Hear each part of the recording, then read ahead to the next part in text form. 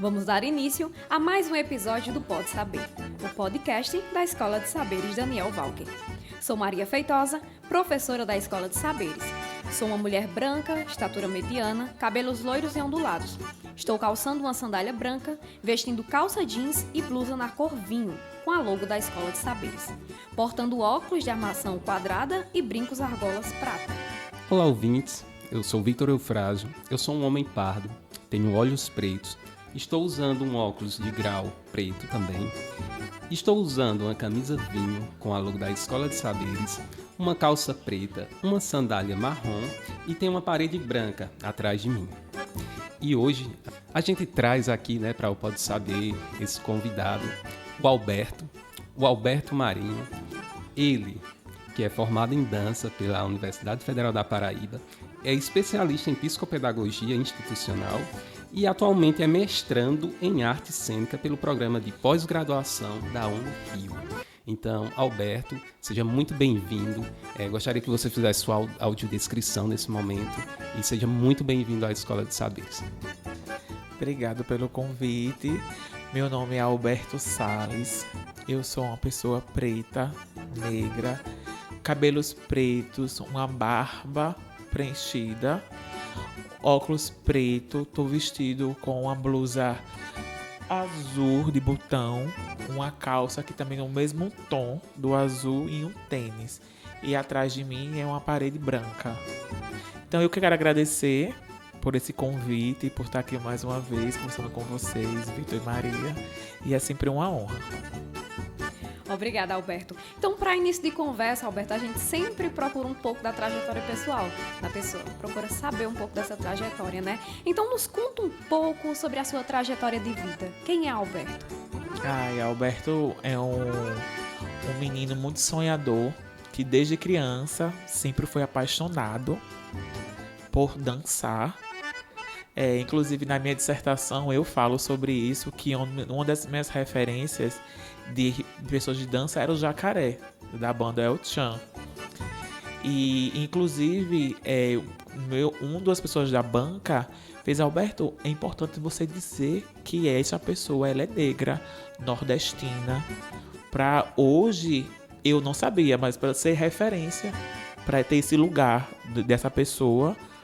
E eu vejo como é importante realmente de ter essa autodescrição sobre, e nas nossas escritas a gente colocar essas pessoas em evidência. E aí na escola eu sempre fui uma pessoa que participava muito em tudo que tinha sobre artes, era teatro, dança. Eu participei durante 8 anos de banda marcial, toquei prato, toquei atabaque. Participava de Paixões de Cristo, organizado pela escola.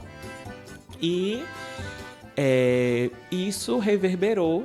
E eu sempre também gostei muito de estar dentro da escola. Eu jogava futebol, futsal, vôlei de duplo. Eu era levantador da seleção da escola. Então eu fui um estudante muito ativo. Eu amava estar na escola. E eu sempre me encantei. Eita, Vitor, eu ia também esquecer. E também formado em pedagogia pela UFPB também. E eu, portanto, gostava desse ambiente da escola, e eu comecei a querer trabalhar. Eu achava interessante tocar as 50 minutos, trocar de sala. Aí uma coordenadora, a Regina, ali, ditando como é. Aí tem a semana de não sei o que, do folclore. E isso, eu amava aquilo. Eu falei, rapaz, eu quero trabalhar assim. E aí foi quando no ensino médio eu soube que o curso que teria dentro da educação era pedagogia. E aí foi quando eu fiz o vestibular para pedagogia. E aí eu passei, aí eu estudei à noite, porque eu queria trabalhar para ajudar em casa os meus pais, que eram, meu pai é analfabeto e minha mãe semi-analfabeta, e a gente não tinha condições, então eu queria trabalhar. Aí eu botei pro curso à noite e assim foi durante toda a graduação. Terminei. E aí que em 2012 eu começo eu vejo que foi um novo movimento na minha vida, que é onde tem tudo a ver eu estar aqui hoje em Juazeiro conversando com vocês. foi quando eu comecei a dançar quadrilha. Em 2012. E aí que muitos não colocavam fé que eu ia dançar, porque para dançar quadrilha você tem que ter responsabilidade de você ir para os ensaios sábados e domingos. Eu era uma pessoa que saía muito. Mas quando eu cheguei para dançar, eu me encantei. Eu me encontrei naquela dança, num grupo no qual eu fiz parte durante 8 anos. E foi nesse curso, e foi neste 2012 que também eu estava terminando pedagogia. Tava terminando TCC. E conciliou com o início do ciclo junino, que é em maio. Eu digo início porque é onde começam os ensaios a ferver. E eu fiquei louco com ensaios e com essa pressão do TCC para terminar. E aí que eu cheguei pro presidente da quadrilha e disse: José, eu não vou dançar mais. Aí o homem parou. Fez: o que foi? Por que você não dança mais? Aí eu comecei a explicar para ele. E aí o marcador da quadrilha, que eu vou falar isso um pouquinho mais, o que é o marcador, ele viu o movimento que tava tendo da conversa. E aí ele chegou: Zé, o que tá acontecendo aqui? Esse ensaio acontecendo, o que tá acontecendo? Não, Betinho não vai dançar mais, que é assim que é meu nome no meio artístico de quadrilha. Aí ele olhou pra mim e fez assim: como é? Eu passo o ensaio inteiro olhando você dançar. É bonito ver você dançando. Não faça isso com você e nem com a explosão, Betinho. Aquilo me impactou de uma forma tão grande que ali fez de fato eu continuar. E assim foi. Dancei o São João 2012. E desde então eu sou envolvido com quadrilha. Em 2015 eu estava tão imerso nesse mundo que eu conheci o curso de licenciatura em dança na UFPB, que até então era novidade. O curso chegou em 2013, entrava uma turma por ano. Então a minha turma era a terceira. E aí eu parei de trabalhar nessa época, mergulhei. Aí como eu já tinha feito pedagogia, algumas disciplinas eu não cursei e fiquei só com as disciplinas de dança. E aí que era engraçado que quando eu comecei a cursar dança, eu não me encontrava, eu não me via como uma pessoa da cultura. As pessoas na minha sala eram do povo do balé. Você é como? Você é da onde? Eu não, sou do dança do ventre, do balé, do jazz. Aí eu disse: meu Deus, eu sou do quê? Eu sou do quê? Eu sou do quê? E aí que durante a graduação, no curso de licenciatura em dança da UFPB, eu não sei se nos outros são assim, tem tipo 2 vertentes. Uma dança mais pro lado contemporâneo e outra para as danças populares. E aí, quando eu comecei a estudar essas danças populares, eu fui: caramba, eu sou da dança popular. A quadrilha tá dentro desse grupo de danças. E aí que foi que eu me encontrei e que o meu TCC em dança foi sobre a quadrilha. Ótimo, bacana, né? Pensando nesse sentido, assim, Alberto, a sua chegada aqui no município de Juazeiro do Norte, nos conta como tem sido a sua atuação enquanto professor de arte aqui, atualmente, como é que está acontecendo essa sua trajetória? Então, antes de vir para Juazeiro, eu já atuava lá na Paraíba, né, que eu sou paraibano, da cidade de Santa Rita, e eu já atuava como pedagogo. Aí, quando eu me formei em dança, como professor de artes. E aí eu trabalhei em várias prefeituras e tudo mais. E quando eu cheguei aqui em Juazeiro, eu já cheguei com uma certa bagagem. O que mais me impactou, o que eu percebo aqui em Juazeiro, comparado da onde eu vim, é uma diferença, primeiramente, do número de aulas, que lá são 6 aulas, para 6º a 9º ano. é 6 aulas. Começa às 7 e termina às 12h15. Então, aí quando cheguei aqui só tinha 5 aulas. E aí que isso foi um primeiro impacto ao número de professor de artes. É só uma aula, lá são 2 aulas por turma. Mas eu vejo que a realidade do Juazeiro do Norte, por exemplo, para alunos, por exemplo, em relação a alunos, aqui é bem melhor. Eu não tenho o que falar aqui. Mas eu vejo uma precariedade no ensino. Daqui eu não sei aonde que está sendo frágil. Mas eu acredito que seja na educação infantil. No Fundamental 1. Mas eu vejo que é uma impressão minha de fora, de quando eu tenho as outras experiências. Mas aqui em Juazeiro eu fui muito bem recebido. Quando eu assumi o concurso, eu fiquei muito em uma dúvida, né? O mundo vai ser lotado. Aí você mora onde? Você mora no Salesiano. Nem sabia que bairro era esse.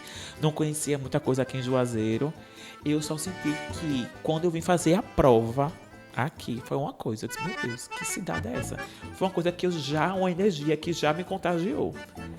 E eu acredito muito em Deus e eu não tô aqui por um acaso. Eu tenho certeza disso.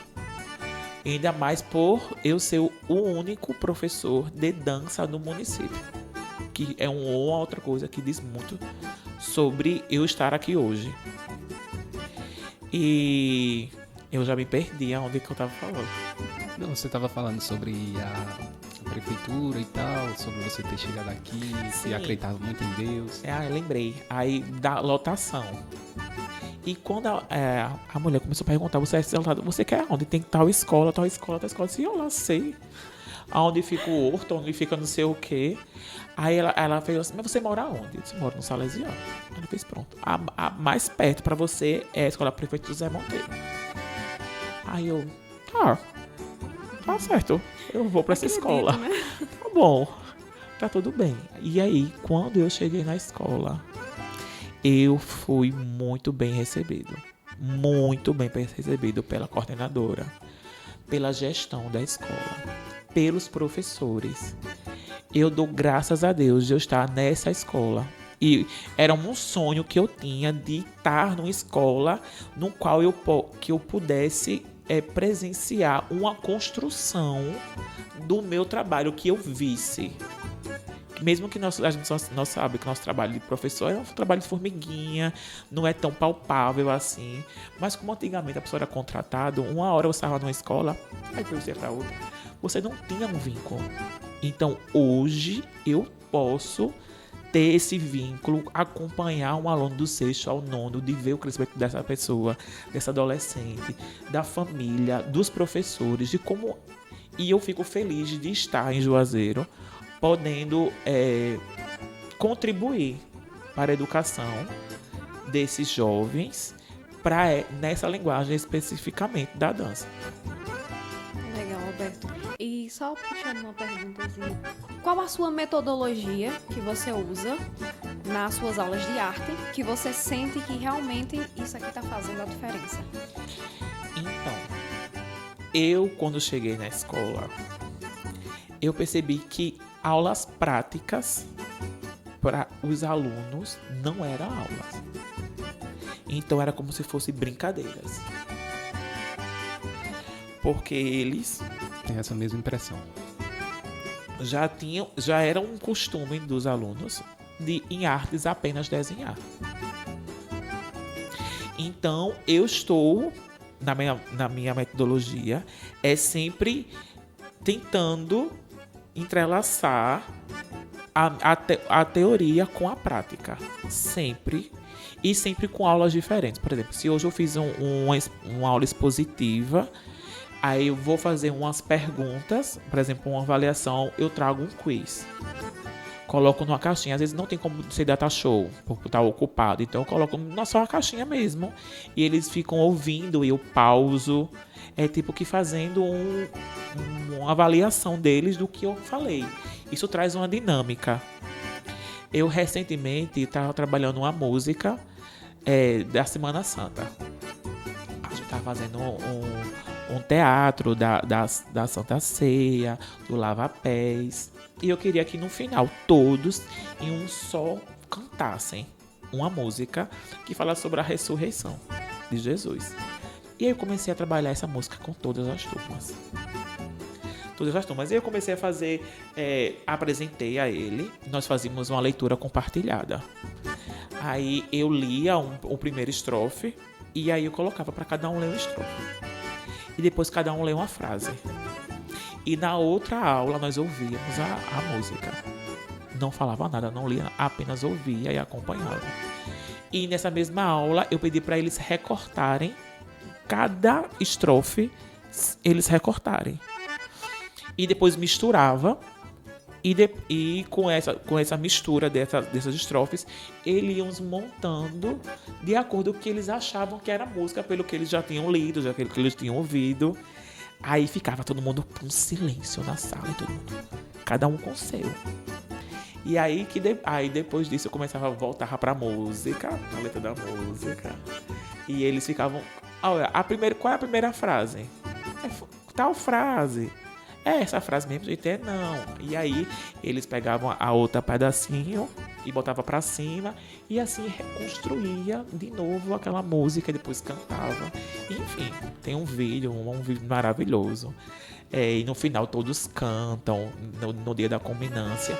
Então eu sempre tento e também não só trabalhar, por exemplo, numa só linguagem. Por exemplo, eu estou trabalhando dança agora no segundo bimestre, mas eu vou trabalhar dança, mas não só a dança. Eu vou trazer, por exemplo, um vídeo ou um desenho através do movimento que eles estão fazendo, dos níveis médio, baixo e alto. Tento integrar as artes, né? As linguagens. Isso. Eu gostaria de saber agora, né, do Alberto, enquanto pesquisador. Nós sabemos que você está terminando o mestrado, né? E você já falou um pouco a sua dissertação, que você aborda o tema A Preferida do Cariri, um diálogo entre corpos festivos. Conta pra gente o que você traz nessa pesquisa e como ela pode contribuir para a educação de Juazeiro. O ano passado eu desenvolvi o projeto, né, na escola sobre o São João. Foi logo assim que eu entrei, então eu foquei no São João. E a Preferida do Cariri é com referência à quadrilha daqui de Juazeiro do Norte, que é chamada Nação Nordestina. A ideia principal de início, aliás, da minha dissertação era fazer uma comparação entre duas quadrilhas. A quadrilha na qual eu dançava, lá na Paraíba, em João Pessoa, com a daqui. E fazer uma comparação, porque existem muitas coisas diferentes. Mesmo que seja no mundo, seja dentro de uma mesma festa, mas são diferentes. E aí, no decorrer das orientações, eu percebi que em um mestrado eu não ia dar conta. Então eu precisava afunilar ainda mais. E aí eu decidi falar só sobre o dança do Cariri. Então eu dancei a Preferida do Cariri, a Nação Nordestina. Eu dancei o ano passado, 2024. E a minha pesquisa fala sobre, não sei para daquela fala do marcador, porque eu fiz questão de dizer lá no início. Sim, sim. Esse diálogo é porque eu percebo que quando o quadrilheiro dança, se movimenta, um outro corpo, que é o corpo espectador, observa e o que o quadrilheiro está fazendo contagia aquela outra pessoa. Então, quando aquela fala daquele homem lá atrás, isso reverberou durante toda a minha trajetória de dança, como quadrilheiro. Betinho, quando eu te olho, me dá vontade de dançar. Tu só dança rindo. O que é isso, hein? Porque minha mãe me chama de amostrado. Tu é o mais amostrado. E aí eu percebo que realmente há algo ao se mover. Então, a minha dissertação, ela fala sobre esses corpos. Os corpos festivos. Eu tenho uns corpos festivos que eu se baseio no corpo brincante, que é com uma denominação da minha orientadora, que ela faz em outra festa do Maranhão. E aí eu utilizo esse conceito para trabalhar o corpo quadrilheiro. Aí que na minha pesquisa eu falo sobre o corpo, o que é o corpo do quadrilheiro, o corpo do espectador e quais são esses espectadores. Que aí eu foco, são vários espectadores, mas eu foco só em 2, que é o que eu vejo mais presente na quadrilha daqui do Cariri, que é o espectador torcida e o espectador turista. Aí eu faço uma breve contexto histórico da quadrilha e como ela chegou aqui no Brasil e como ela desceu dos palácios para a periferia e assim todo esse contexto. Eu utilizo um texto de Richard Schechner, que é o bambambam da performance, como se fala sobre culturas populares. E eu falo sobre ele fala que tem 5 etapas da performance. A primeira é o aquecimento. A primeira é a preparação. A segunda é o aquecimento. A terceira é a performance em si. A quarta é o desaquecimento. E a quinta, tomar um drink. Então, ele faz essas 5 etapas que a maioria das performances, que as performances culturais têm. E o fato, realmente existem essas 5 etapas na quadrilha junina. E eu vou citando. A preparação é aquele momento que os coordenadores, eles decidem qual tema que vai ser, o cronograma, qual vai ser o dia que vai lançar o figurino, os dias de ensaio, o dia da estreia. Então tem a preparação. O aquecimento é os ensaios, de como são os ensaios, quais são os dias, as horas, o tanto de coreografias. A performance em si é as apresentações. O desaquecimento, eu falo em 2 momentos, o pós da performance e o pós quando termina o ciclo. E tomar um drink é aquele momento que quando finaliza, faz as conclusões, vê o que funcionou, o que deu certo, o que deu errado. E realmente se toma um drink. Então, vai tomar cervejinha, faz aquela avaliação entre foi bom, não foi bom, ganhamos ou perdemos. E assim, e depois a gente entra com essa questão dos corpos, desses corpos festivos. Assim, o que te instigou a pesquisar sobre a quadrilha daqui? Sobre as festas juninas daqui, porque tu vinha numa experiência na Paraíba, né? E aí tu chega aqui e aí tu vai, não, vou pra nação nordestina. Isso. Então, como eu dançava lá na Paraíba, assim que eu cheguei aqui eu não quis parar de dançar. Então a primeira coisa que eu fiz foi onde tem uma quadrilha. Então como eu tava no Salesiano, eu botei no Google quadrilha Juazeiro do Norte.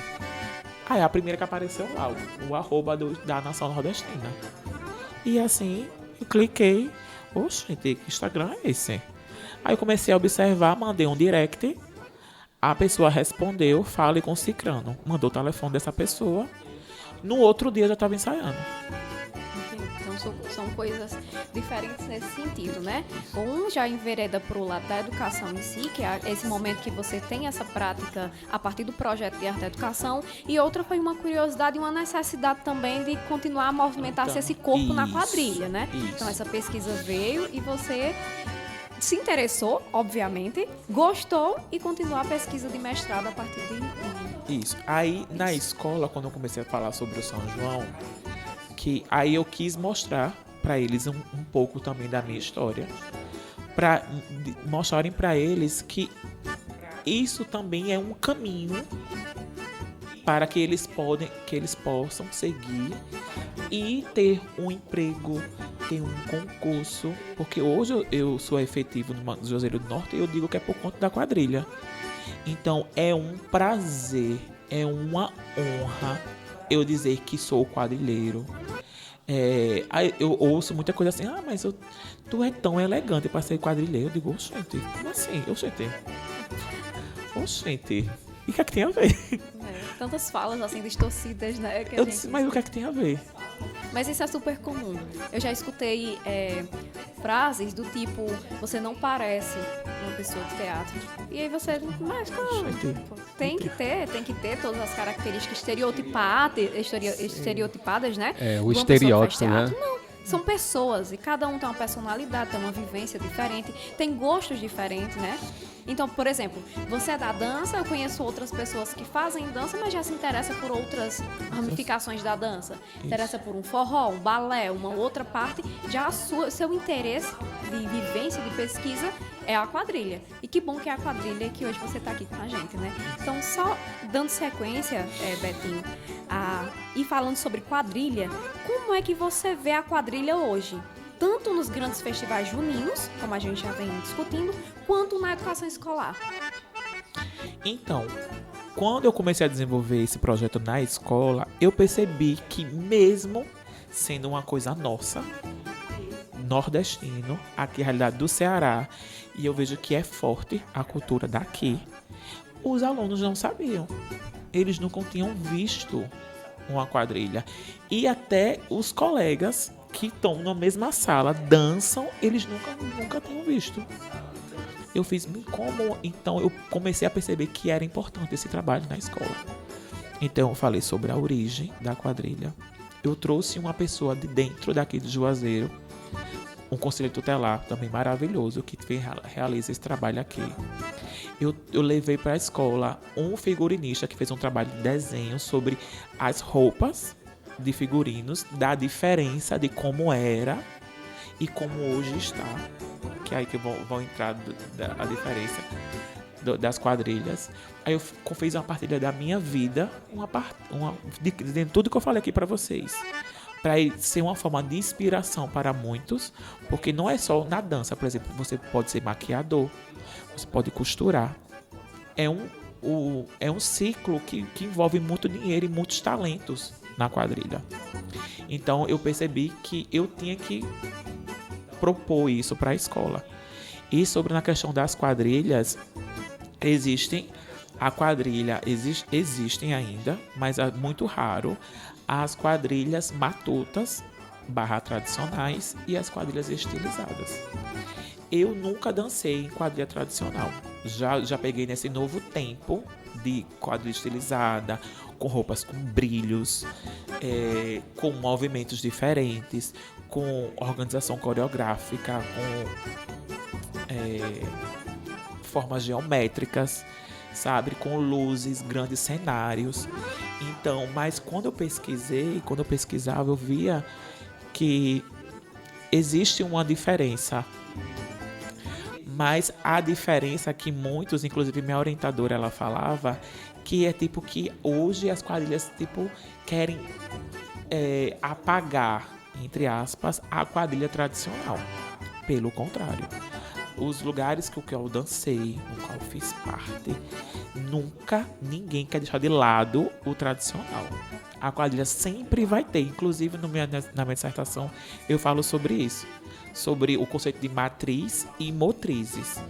Então eu nunca a quadrilha de hoje, que é um grande espetáculo, com luzes, skypapes, grandes cenários, 2 figurinos, com banda, quer deixar de lado aquela quadrilha tradicional, improvisada, aqueles passos pré-estabelecidos, não tem uma coreografia, só aqueles passos que qualquer pessoa que não ensaia pode dançar, entendeu?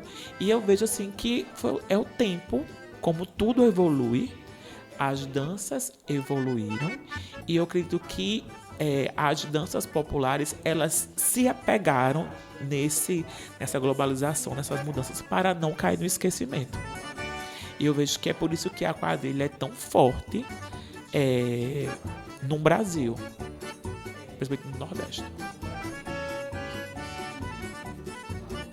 É como se fosse lá no Rio, são as escolas de samba, e aqui no Nordeste assim, são as quadrilhas. Quando eu estava no Rio, passei 6 meses morando, né, por conta do mestrado, eu fiz uma aula para uns alunos do teatro, do 3º período, de uma disciplina da minha orientadora, a pedido dela.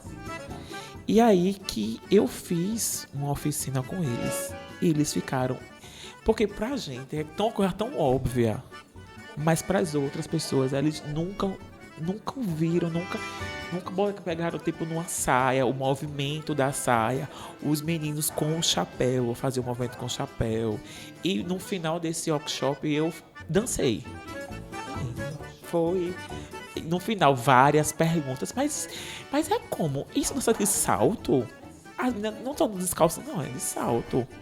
De salto com as saias enormes, com babados, com cocelê, um arranjo na cabeça, enfim, sabe? Eu vejo que a transformação, a diferença mas as duas quadrilhas, ela tem um grande peso. Nenhuma é maior do que a outra. Elas se complementam, a tradicional e a estilizada. Isso, a tradicional é a base, né? Aquela base que existe ali, mas também você fala para não cair no esquecimento, tudo isso que a gente vem vivendo, essa globalização, entra também esses outros elementos mais atuais, né? Isso. Eu sou do tempo que eu dancei a quadrilha tradicional, tá? E era aquela chinelinha com rulepa, aqui que parecia isso, aquela maquiagem bem pesada com as pontinhas assim na bochecha. E eu amava dançar quadrilha e uma coisa que eu sempre gostei bastante, que também faz parte da minha linguagem que hoje eu tenho enquanto profissão, né, que é o teatro, é que é muito teatral aquilo tudo. É o estudo do corpo, né? E o teatro não é nada mais, nada menos que isso. Essa apropriação de figurino, dos elementos cênicos, da dança, da voz, da música, que essas artes integradas, digamos assim, que a gente pode até pontuar isso, né? Sim. É uma arte integrada ali naquele montante de uma quadrilha, por exemplo. Para quadrilha, você não faz quadrilha só. A gente pontua isso, que a gente não faz teatro só. Mesmo que seja um monólogo, não fazemos só, porque a gente precisa de um figurinista, a gente precisa de um iluminador, a gente precisa enfim, de várias outras ramificações pro teatro, né, acontecer. Isso. Na quadrilha não é diferente. E é sempre muito bom essa troca, né, esses podcasts, o Pode Saber, que de fato um saber a mais, né, aqui dentro da escola, pra gente, pros nossos ouvintes, por conta que a gente aprende muito com isso. Quadrilha tradicional, quadrilha estilizada. Sim. E a gente tá agora nesse período, né, Vitor? Período de festa junina. E é bem bacana. Melhor período do ano. Concordo.